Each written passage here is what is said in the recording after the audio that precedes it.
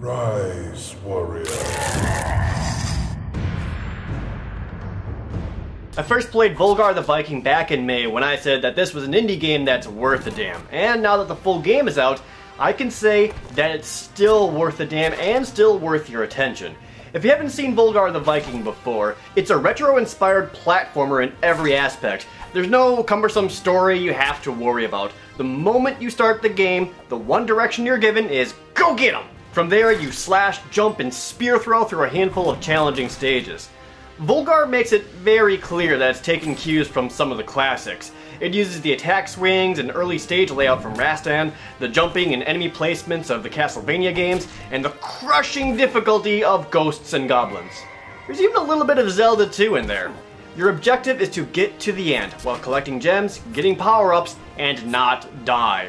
Volgarr the Viking is very much a platformer through and through. Defeating enemies isn't nearly as tasking as making some difficult jumps in every stage. Thankfully, you have a double jump for a little bit extra control when it's needed, and even better, the spear throw. Aside from hitting enemies from a distance, spears can be placed into walls to create an extra platform for yourself. This is one of the best mechanics Volgarr has going for it, as it really opens up opportunities for secret areas and sheer determination to reach new heights. It's almost puzzle-like, as there will be times you can see a ledge you know you can get to, but need to figure out where to place spears to get to it. Of course, the spears can also be used in combat, giving Volgarr a ranged attack. Along with this, he can slash, spin slash, downstab, and roll to get the advantage on enemies. Mastering all of these maneuvers isn't really necessary for completing the game though, but it is recommended for speedrunners, which Volgarr encourages by including a speedrunner option showing your current runtime. Combat is never really a focus in the game though, as most enemies are either easily dispatched or more serve as an obstacle to your forward progression. So you won't need to mix every combat move you have just to win a fight. I mean, you can and it'll look really flashy, but that's just for your own satisfaction. Even the boss enemies are more about recognizing patterns and striking at opportune moments than intense fighting. All of this combines into a game that's about thinking your plans through instead of twitch-based actions. Going balls to the wall and just slashing away is a quick way to get yourself killed. Well, you're gonna die either way because this game is really, really hard. It's intentionally hard, trying to recapture that era of NES hard games. Death comes easily. A single mistake can ruin everything, and you're gonna swear at the game, or yourself, or the creators, or all of the above.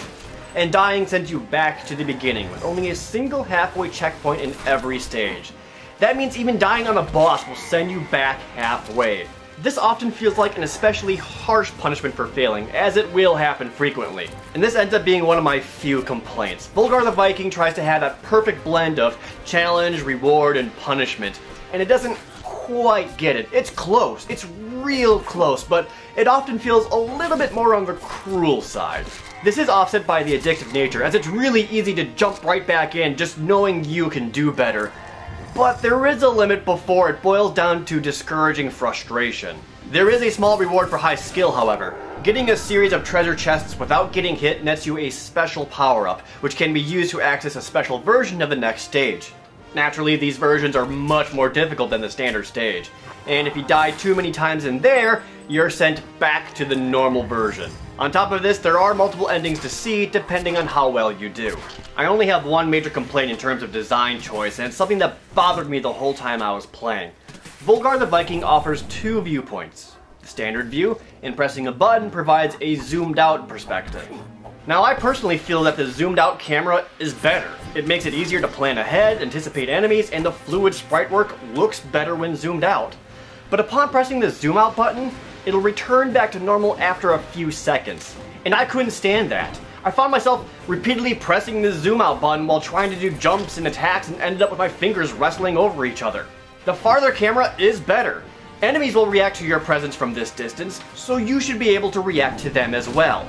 I feel like this is a very easy fix that could be patched in, but that's on the developers.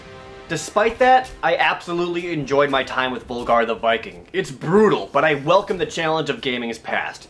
On a more personal note, I do want to thank the developers at Crazy Viking Studios for giving Volgarr's plant enemies a very special name. Thank you guys.